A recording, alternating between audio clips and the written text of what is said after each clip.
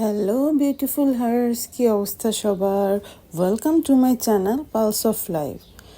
তো সবার রোজা কেমন যাচ্ছে? আশা করি ভালোই যাচ্ছে এবং সবাই সুস্থ আছেন।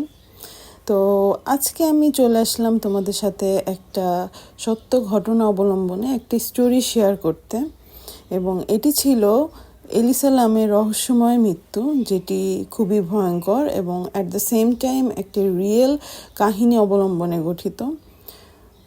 সালটা ছিল 2013 সালের জানুয়ারি মাসে, এবং এলিসা লাম, যার কথা আমি বললাম, সে ছিল 21 বছর বয়সী কানাডিয়ান ছাত্রী।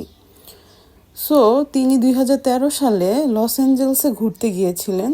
তিনি উঠেছিলেন কুখ্যাত হোটেল সেসিল হোটেল, যেটি খুন, আত্মহত্যা এবং অদ্ভুত ঘটনাগুলোর জন্য কুখ্যাত। তোমরা ইউটিউবে গিয়ে সার্চ দিতে পারো Cecil hotel Los Angeles USA দিয়ে, এবং আমিও সার্চ দিয়ে দেখেছি এই হোটেলের পেছনে অনেক কাল্পনিক কাহিনী, ইভেন অনেক রিয়েল কাহিনীও আছে জড়িত।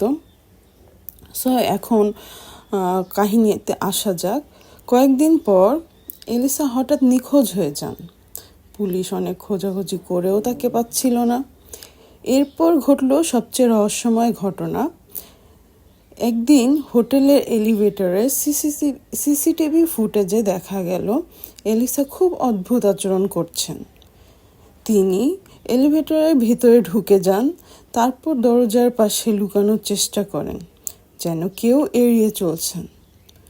কিছুক্ষণ পর তিনি দরজার বাইরে বেরিয়ে হাত পা নাড়িয়ে অদৃশ্য কারোর সঙ্গে কথা বলার মতো আচরণ করেন, যেন মনে হচ্ছে তিনি কেউ একজনের সাথে কথা বলছেন, কিন্তু তার অস্তিত্ব সামনে নেই। 2 সপ্তাহ পর হোটেলের অতিথিরা অভিযোগ করতে শুরু করলো যে পানির স্বাদ ও গন্ধ অদ্ভুত। পরের দিন হোটেলের কর্মীরা ছাদের পানির ট্যাঙ্কের ভিতর এলিসার মৃতদেহ খুঁজে পান।